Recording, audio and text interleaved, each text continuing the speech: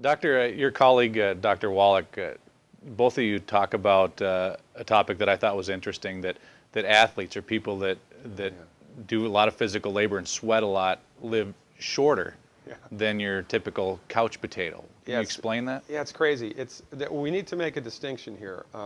There's never been a professional athlete that's lived to be over 100 years old. And quite frankly, when you look at professional athletes who've retired, you know, I mean, they don't look that good, right?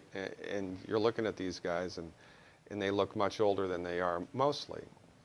This is because, again, it's not rocket science. If we go back to the metaphor of the full tank, right? If this is how much nutrition the human body needs to stay healthy, this is how much we get from our food, more or less. And then when we exercise, our metabolic rate increases, and we sweat. So when you exercise, just like stepping on the gas in your car, you burn through the oil and the gas and everything that much faster. So here's how much we need, here's how much we get from our food. And then when we exercise, we burn through our reserves quicker. And then something breaks. That's why that kid a couple of months ago, that high school basketball player, died of a cardiomyopathy heart attack. Cardiomyopathy heart attacks, which is your heart enlarges and then basically bursts, right? There's only one thing that causes that.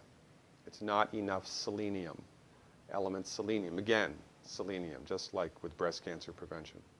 If that kid's doctor should be thrown in jail. It's his doctor's fault that kid, if that kid was my patient, he'd still be alive. Because cardiomyopathy heart attacks are not genetic. They are not caused by a voodoo curse.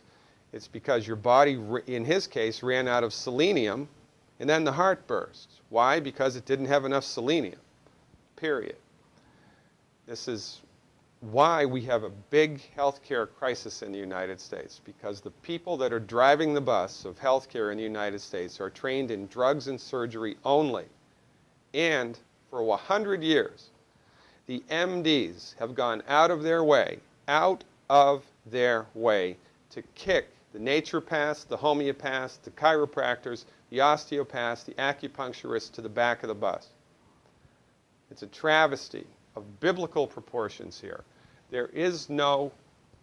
We do not have health freedom in this country. There is not a level playing field. There is no fair market of medicine in the United States. Medicine in the United States is profits-driven, it is not results-driven, and it is completely dominated and manipulated by MD-directed, allopathic, reductionistic, pharmaceutical-centrist medicine. And don't get me wrong, drugs and surgery will save your life when they're indicated. I can prescribe drugs as a naturopathic physician. In 20 years of clinical experience, I've needed to prescribe drugs less than 10 times.